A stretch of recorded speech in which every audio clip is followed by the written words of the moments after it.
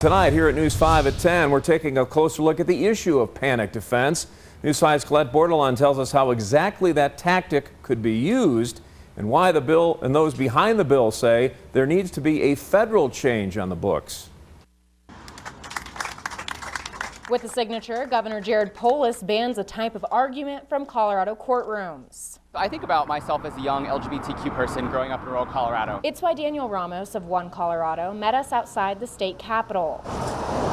Something that my mother, my father always thought about was, would Matthew's story be my story? Was it safe for me to leave the house? He's talking about Matthew Shepard, the gay University of Wyoming student who died after being brutally beaten more than 20 years ago, where one of his killers used a gay panic defense in court. People could use a panic defense to say that that my sexual orientation or my gender identity had something to do with why I was attacked. Senate Bill 221 says these kinds of justifications for violent actions appeal to irrational fears and hatred and say that legally sanctioned discrimination against sexual orientation or gender identity must end. You can always defend yourself from someone's words or someone's actions. You can always defend yourself from a sexual assault.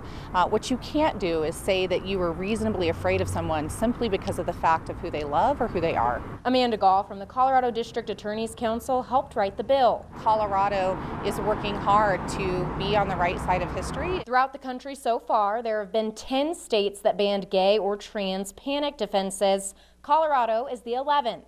The American Bar Association urged governments to get rid of this tactic back in 2013. This bill is going to make it possible to have safer and healthier communities for all in Colorado. And here in Colorado Springs, we are a part of that transformative process. Lead minister at the First Congregational Church, Donald Longbottom, says the gay or trans panic defense tactic is a reflection of homophobia. It's a small piece of what's a much larger tidal surge. And hopefully a federal ban on the gay and trans panic defense will be in our future. Our Colette Bordelon reporting for us. Now, the Colorado District Attorney's Office also tells us there were over 100 crimes filed against victims because of their sexual orientation or gender from 2014 to 2018 in Colorado. They think that's an underreported number, but say it shows that this kind of discrimination exists in our state.